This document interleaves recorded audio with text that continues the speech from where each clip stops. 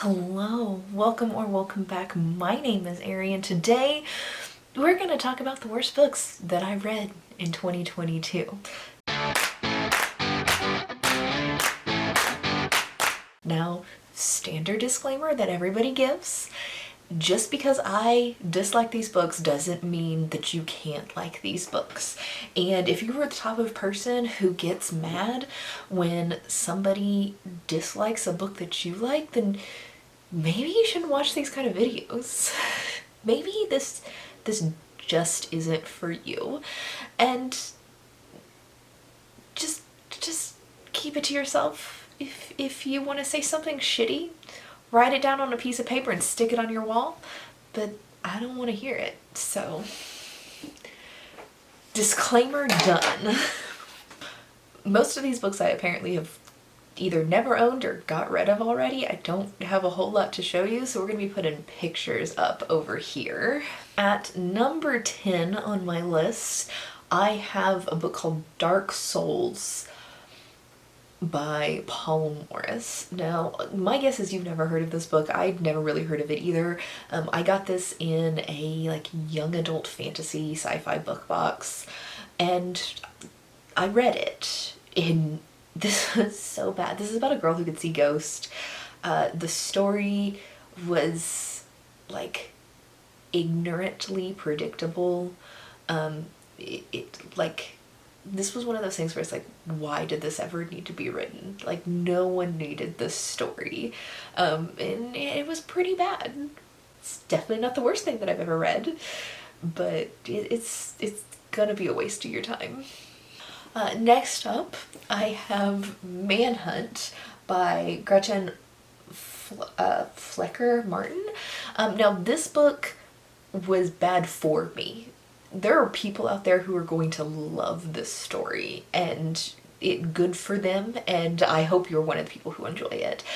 It's just the language, the way this book was told with its very graphic bodily functions, very heavily described scents and people who had unwashed armpit smelling fetishes, that just kind of icked. It gave me the icks.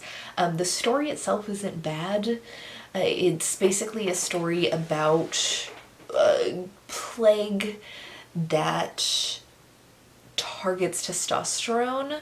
So men go crazy, become feral animals who are obsessed with sex and rapists and stuff like that.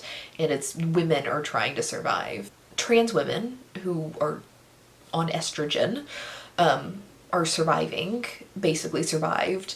But if they ever stop taking their estrogen, they will become the feral men. And there's this really hateful group of TERFs who want to destroy all trans women.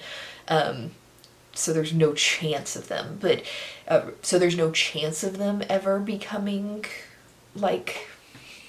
feral men, but that it's just hatred for hatred's sake, because women who go through menopause also become feral. So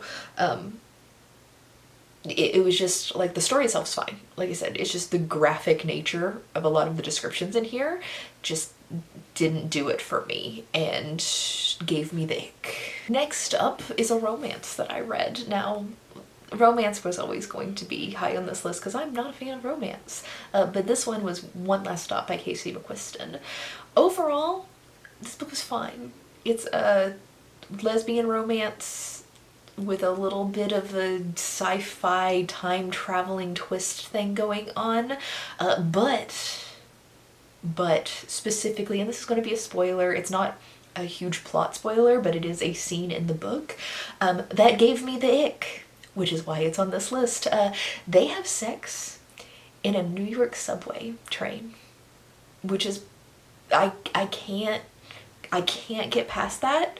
The thought of that is so gross that I can't get past it. This is a forever ick book to me now because they had sex. on a New York subway train. But if you can somehow get past that and you like romance, contemporary romance with a tiny little magical twist, and you want a lesbian romance, sure, go for it. Next up is a book called Lucky Girl: How I Became a Horror Writer, a Krampus Story by M. Rickard. This is a long ass title. This was an arc that I received. I'm pretty sure the publisher reached out to me and asked me if I was interested in reading it, and I was like, you know, this sounds ridiculous, sure. This is not very popular. It's got like 600 ratings or so, but if it comes up and you're like, oh, I want a horror Christmas story, don't bother with this one, just skip over it. This was the worst plotted story I have ever read in my life, and the plot twists were just like, what are you talking about? Like, where the fuck did this come from? But yeah, it was just very, very poorly plotted, and which created confusion more than any sort of enjoyment that I would get in this story. So yeah, just pass this one by. You don't need to read it. It's not worth your time. Next up, Hide by Kristen White. What the shit is this? So it starts out as like a hide and seek game at a carnival, and then it just goes off the rails. And you're just like, what am I reading? It's ridiculous. Like, what the shit is this book? It's not horrific because it's so ridiculous. You have no idea what's going on, and actually you know exactly what's going on, but you don't know why anybody ever bothered to write it. This is the second book that I read by Kristen White. I don't like her writing. This proves it more that I don't like her writing, and I'm gonna try to avoid anything she ever writes again, but what the hell is this book? And this is pretty popular. Some people like it, but you have to really just go with whatever the hell that this book does and expect the most ridiculous thing ever, and then enjoy the most ridiculous thing ever to enjoy this. So definitely not for me. I don't know who this is for. Number 5, I've got In a Garden Burning Gold by Rory Powers. And I've liked Rory Powers' previous books. Yeah, this is an arc. I read it. I was like, oh yay, Rory Powers is writing an adult novel. This is her first adult novel. This was so bad, guys. The plot doesn't make sense for the age of the characters. It reads very YA, even though it's supposed to be an adult novel, and it's just really hard to suspend your disbelief to think that these characters who were hundreds, thousands of years old would ever do any of the actions they do in this book. Overall, it's ridiculous. The story's bad. I don't care about continuing on. Like, it's supposed to be a series, I think, and I'm definitely not going to be continuing on with it. But yeah, another very poorly plotted book where you just can't really believe that the characters are acting like they are. Next up at number 4 is Daughter of Redwinter by Ed McDonald. And this one, like, the writing isn't bad. The story itself isn't even bad, but this is a fantasy. Like, this author chose to make up a completely fantastical world, but he still chose to put in like a situation that involved grooming and an incel character who his I'm a nice guy type thing wasn't ever really addressed as a bad thing.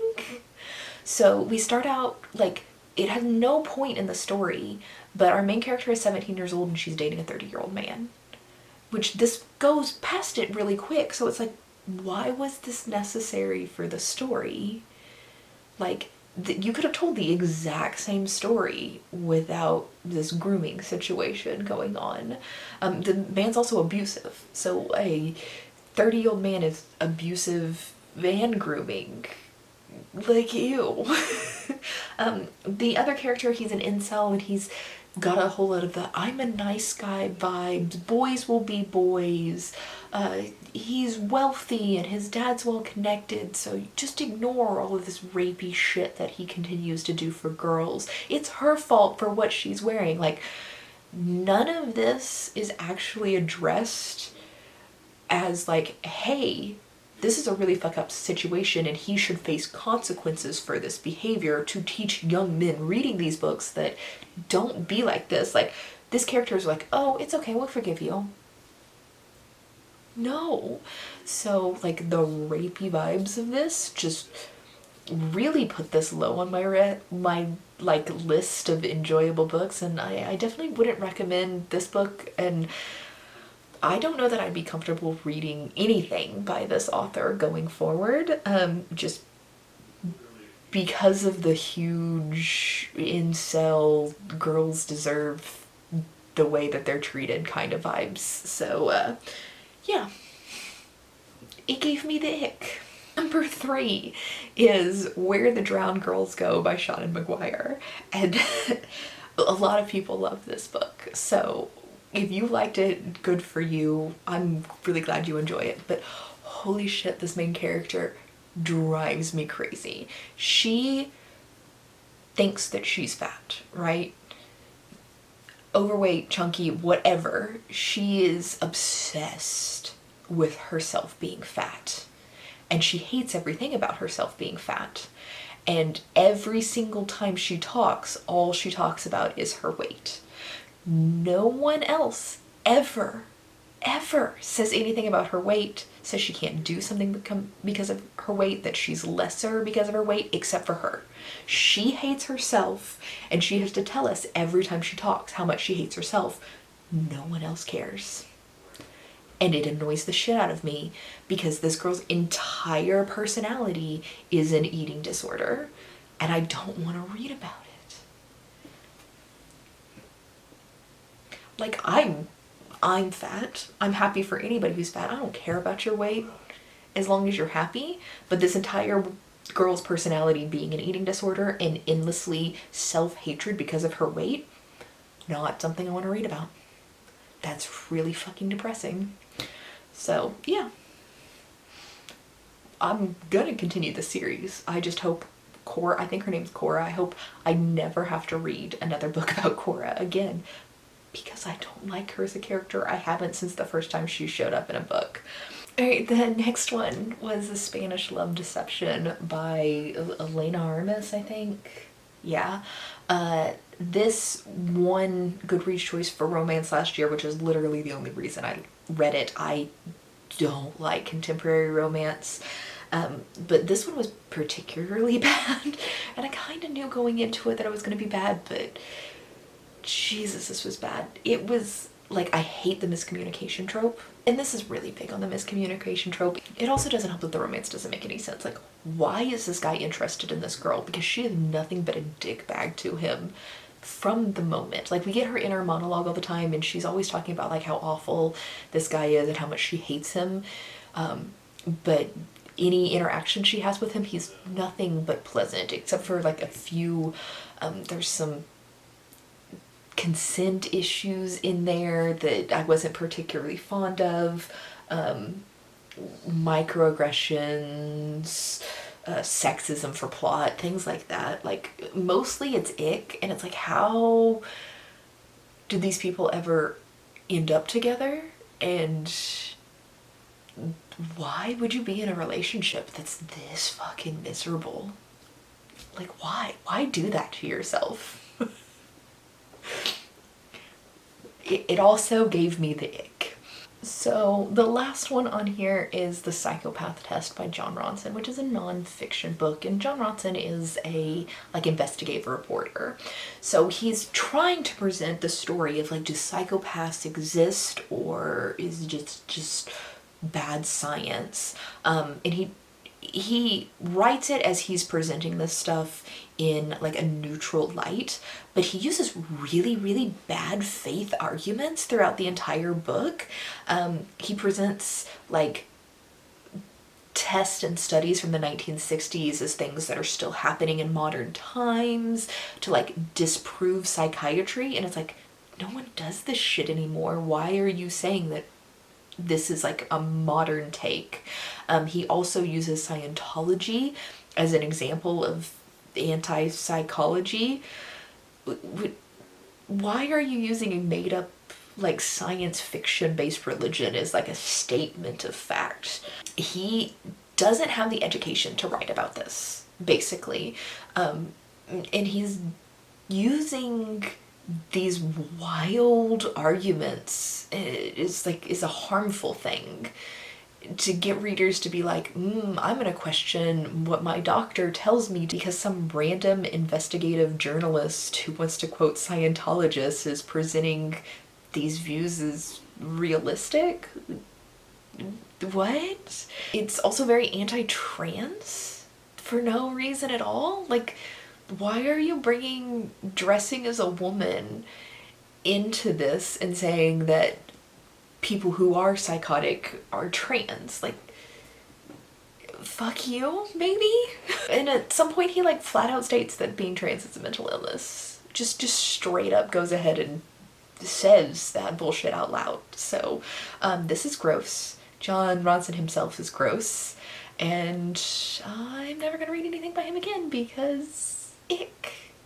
More ick. Those are the 10 worst books that I've read this year. Most of them are pretty unheard of. A couple of them are kind of popular. But if you haven't read any of these books, you might just take them off your TBR right now and save yourself the time and effort. Anyway, I'll see you tomorrow for surprises and disappointments.